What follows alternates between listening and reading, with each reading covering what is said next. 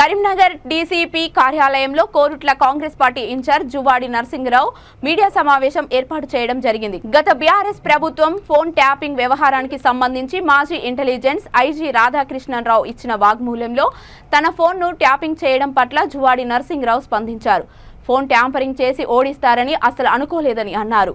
BRS ప్రభుత్వం కుట్రపూరితంగానే నా యొక్క ఫోన్ను ట్యాపింగ్ చేశారని, నా ఓటమికి కారణం బీఆర్ఎస్ పార్టీ అని అన్నారు. మళ్ళీ ఇక్కడ వీళ్ళు ట్యాపింగ్ అదే మీ మీద మీకు నమ్మకం లేకుండా, మీ ఇంట్లో మీ కుటుంబం మీద మీకు నమ్మకం లేదు. కుటుంబం మీద అంటే మీరు 10-20 ఏళ్ళ కింద, మీ 20 ఏళ్ళ కింద మీ చరిత్ర దయచేసి మీరు అర్థం చేసుకుని మేము మధ్య లేకుండా మా కుటుంబం అంతా ఉన్నది. చాలామందిని భయపెట్టించి భయభ్రాంతులు చేసి 10 సంవత్సరాలు ఎవరు కూడా కరీంనగర్లో ఎక్కడ పుట్టుకుంటే అక్కడ చూసుకున్నారు. కోవిడ్ల అసలు కబ్జాలంటే మొత్తం కరీంనగర్ జిల్లా కబ్జాలకు గత 15 సంవత్సరాలు ఇలా విద్యాసాగర్ మా ఎమ్మెల్యే నా మీద పోటీ చేసిన ఎమ్మెల్యే ఇలా మొత్తం భూములను కబ్జా చేసి కాదిపోడు నవ్వుతారు. మేము మా ముఖ్యమంత్రి గారికి ఇస్తాము. కాదిపోడు భూములను ఎవరికి రిజిస్ట్రేషన్ చేసినామా? 3 భూములను ఒక టీఆర్ఎస్ ఎంపీకి భార్య రిజిస్ట్రేషన్ చేసి Sri Rao phone, KTR tapping, KTR phone, మళ్ళీ ఇక్కడ వీళ్ళు ట్యాపింగ్ అదే మీ మీద మీకు నమ్మకం లేకుండా, మీ ఇంట్లో మీ కుటుంబం మీద మీకు నమ్మకం లేదు. కుటుంబం మీద అంటే మీరు 10-20 ఏళ్ళ కింద, మీ 20 ఏళ్ళ కింద మీ చరిత్ర దయచేసి మీరు అర్థం చేసుకుని మేము మధ్య లేకుండా మా కుటుంబం అంతా ఉన్నది.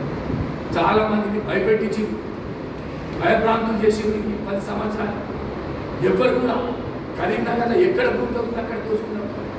కోవిడ్ల అసలు కబ్జాలంటే మొత్తం కరీంనగర్ జిల్లా కబ్జాలకు గత 15 సంవత్సరాలు ఇలా విద్యాసాగర్ మా ఎమ్మెల్యే నా మీద పోటీ చేసిన ఎమ్మెల్యే ఇలా మొత్తం భూములను కబ్జా చేసి కాదిపోడు నవ్వుతారు.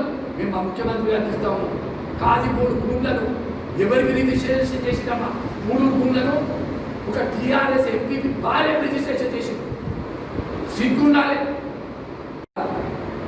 నా ఓటమికి కారణం ఇవాళ హరీష్ రావు, కేటీఆర్, కేసీఆర్ తప్ప ప్రజలు నా వైపు 2 సార్లు నేను ఓడిపోయేదానికి కారణం ఫోన్ ట్యాపింగ్ ద్వారా నేను ఓడిపోయినా. తప్పకుండా నేను నైతికంగా ఉంటే ఇవాళ హరీష్ రావు రాజీనామా బాగా మీకు చెప్తున్నాను. ఎంపీ కొడుకు చెప్తున్నాను. ఏం చేసి అంటారు డబల్ బెడ్రూమ్ ఎక్కడ తెచ్చింది? డబల్ బెడ్రూమ్ అని చెప్తున్నావు. నువ్వు ఎక్కడ డబల్ బెడ్రూమ్ ఇచ్చినావు?